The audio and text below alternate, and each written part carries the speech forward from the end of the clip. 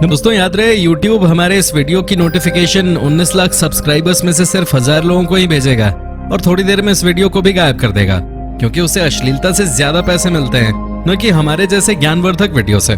इसलिए अगर आप चाहते हैं कि हम और वीडियोस लाते रहें तो कृपया इसे इतना शेयर करें कि YouTube के मुंह पे तमाचा लग सके। दोस्तों, हमारी दुनिया जितनी खूबसूरत है उससे कहीं ज्यादा ये मिस्टीरियस भी है। भले ही साइंटिस्ट का कहना हो कि उनकी किताब में मिस्ट्री शब्द की कोई जगह नहीं है, लेकिन सच्चाई यही है कि कई बार साइंटिस्ट को भी मिस्ट्री शब्द के आगे झुकना पड़ा है। दुनिया में कई ऐसी जगह हैं जिनके रहस्य से पर्दा उठाने के लिए साइंटिस्ट को एड़ी चोटी का जोर लगाना पड़ा है। इनमें से कुछ की मिस्ट्री तो सुलझ चुकी है, लेकिन कई जगह की मिस्ट्री अभी भी बनी हुई है। तो चलिए देखते हैं ऐसी जगहों को जो मिस्टीरियस होने के साथ ही साइंटिस्ट के लिए भी सरदर्द बन चुके हैं। Number 10, the boiling river of the Amazon, Peru. Amazon जंगल में एक ऐसी नदी मौजूद है जिसका पानी सालों भर उबलता रहता है। नदी का पानी इतना गर्म है कि इसमें एक भी मछली या जीव नहीं है। इस उबलती नदी में अगर कोई जानवर तैराकी करना चाहे तो चंद मिनट के अंदर ही गर्म पानी में उबलकर उसकी मौत हो जाती है। इस नदी के पानी का औसत तापमान 90 डिग्री से 100 डिग्री सेल्सियस तक रहता है। आखिर नदी के इस उबाल की क्या वजह है, इस सवाल का जवाब किसी के पास नहीं है। आमतौर पर पानी ज्यादा गर्म तभी होता है जब आसपास कोई एक्टिव वोल्केनो हो, लेकिन इस नदी से सबसे करीब वोल्केनो की दूरी भी 700 किलोमीटर से ज्यादा है। कुछ एक्सपर्ट्स का कहना है कि इस नदी में पानी का रिसाव पृथ्वी की अत्यधिक गहराई से होता है, तो हो सकता है कि पृथ्वी के अंदर से ही गर्म पानी निकलता हो, जिस वजह से ये नदी भी हमेशा उबलती रहती है। हालांकि इस दावे को साबित करने के लिए उनके पास कोई सबूत नहीं है। Number 9, confluence of Rhone and Arve rivers. नदियों का संगम आम बात है, लेकिन यह संगम तब खास हो जाता है जब दो नदी आपस में मिलने के बावजूद एक दूसरे में मिक्स नहीं होती हैं। ये रेयर फिनोमिना हमें रोन और आव नदी के संगम के समय देखने को मिलता है। यूरोप की ये दो खूबसूरत नदी स्विट्जरलैंड के जेनेवा शहर में आपस में मिलती है। रोव नदी का रंग ब्लू है जबकि आव नदी भूरे रंग का है।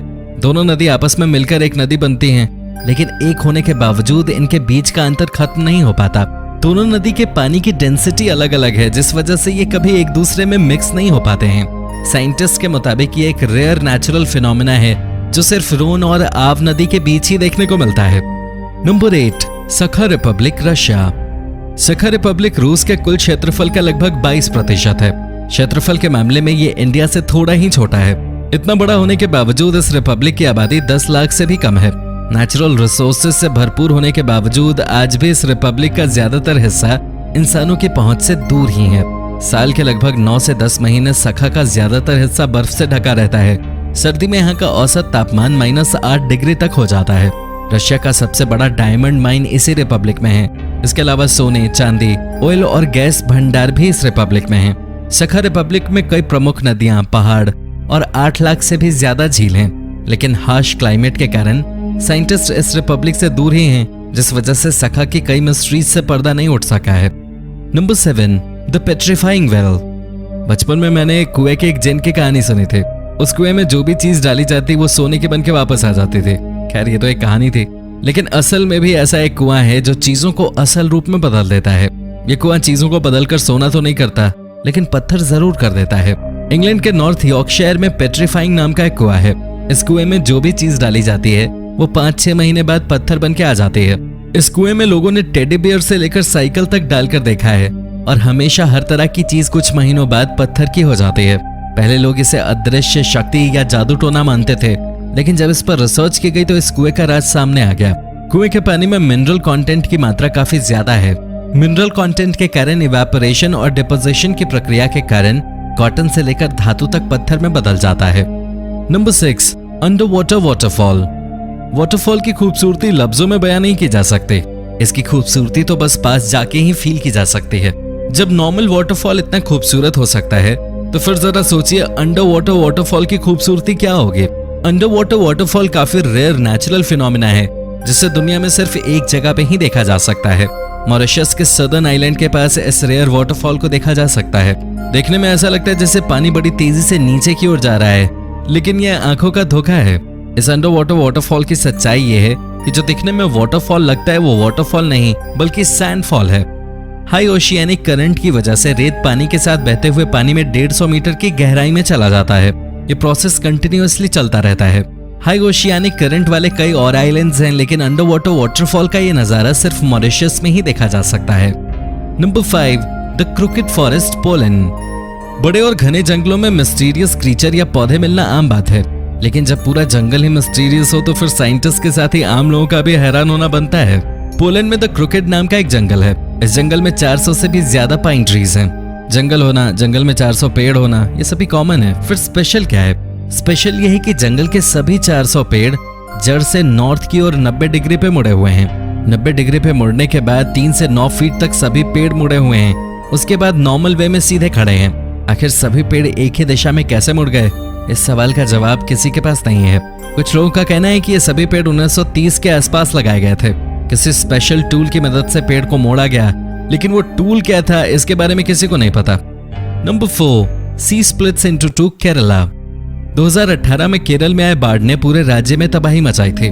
करोड़ों रुपए का नुकसान हुआ और सैकड़ों लोगों की मौत हुई। बाढ़ खत्म होने के बाद इस राज्य में एक अद्भुत नजारा देखने को मिला।